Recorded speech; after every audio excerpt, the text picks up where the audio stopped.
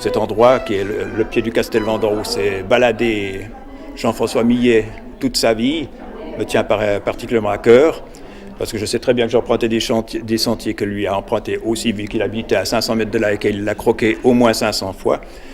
Donc si je vois ça, moi effectivement c'est peut-être pas tout à fait objectif parce que je vois la fois où je l'ai passé qu'il faisait beau temps, la fois où j'ai passé que c'était la tempête, la fois où j'ai passé où c'était l'automne, où c'était le printemps. Donc voilà, pour moi je vois un ensemble d'atmosphères alors que peut-être le visiteur voit que celle-ci.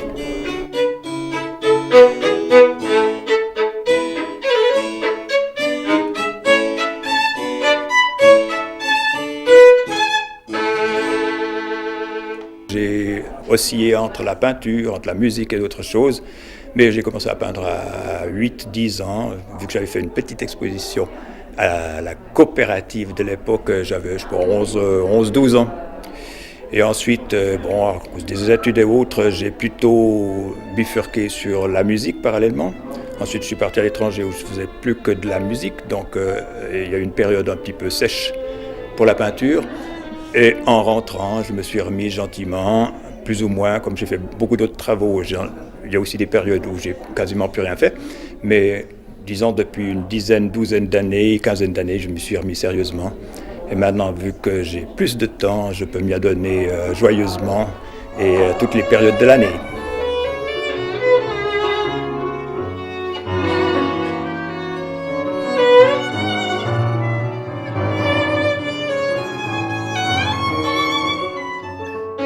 Ma première exposition dont je parlais m'a permis de me payer mon premier violon. Et entre 12 et 16 ans, j'ai étudié le violon ici, je l'ai étudié à Lausanne. Et ensuite, je suis parti à Vienne, donc Vienne, Autriche, où j'ai passé 3 ans là, à l'étranger, en tant que violoniste professionnel à l'académie. Et ensuite, je suis rentré en Suisse, donc le violon est redevenu une activité accessoire, mais importante quand même.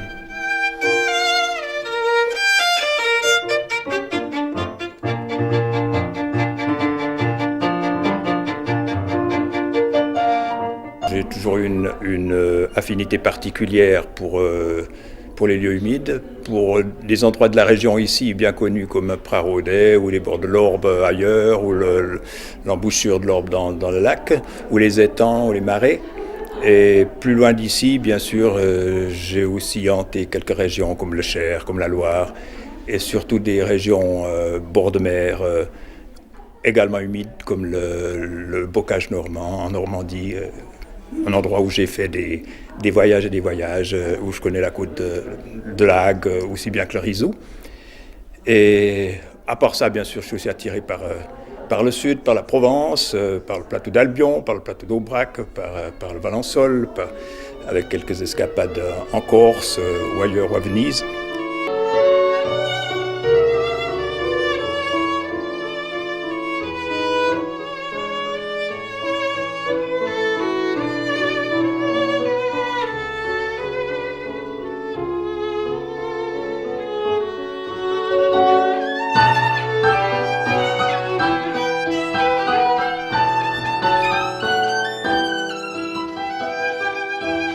J'aime bien travailler des lieux humides avec la gouache parce qu'elle s'y prête beaucoup, mais aussi avec l'huile.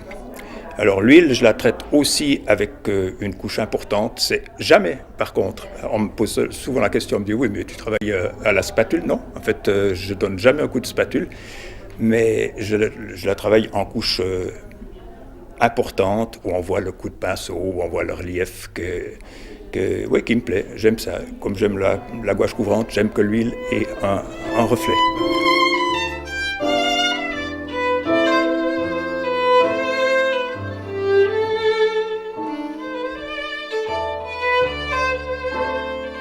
À un moment donné, il faut un petit peu montrer ce qu'on a fait.